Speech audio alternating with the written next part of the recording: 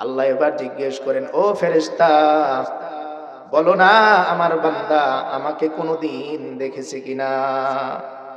ফেরেশতা উত্তর দেয় না, আল্লাহ, এখানে উপস্থিত কোন বান্দা আপনাকে কোনোদিন দেখে নাই। আল্লাহ এবার জিজ্ঞেস করেন, ও ফেরেশতারা, আমার ওই বান্দা আমার তৈরি করা জাহান্নাম কোনোদিন দেখেছে কিনা। ফেরেশতারা বলেন, না আল্লাহ, আপনার তৈরি করা জাহান্নাম কোনোদিন আপনার বান্দা দেখে নাই। আল্লাহ এবার প্রশ্ন করেন, আমার বান্দা আমার তৈরি করা জান্নাত কোনোদিন দেখেছে কিনা। ফেরেশতারা বলে, না গো আল্লাহ, আপনার এই বান্দারা কোনোদিন আপনার তৈরি করা জান্নাত দেখে নাই। এবার আল্লাহ বলেন, তাহলে কেন তারা কোরআনের মজলিসের মধ্যে বসে আছে?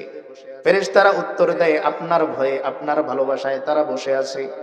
আল্লাহ বলেন, ও ফেরেশতারা সাক্ষী থাকো, আমার যে বান্দাগুলো বহু কষ্ট করে প্যান্ডেলের মধ্যে বসে শীতের দিন কোরআনের আওয়াজ শুনলো, কোরআনের আওয়াজ শুনলো, আমি আল্লাহর ইজ্জতের কসম, আমি আল্লাহ ওই সবগুলা বান্দার জিন্দেগীর সমস্ত গুনাহগুলো মাফ করে দিলাম।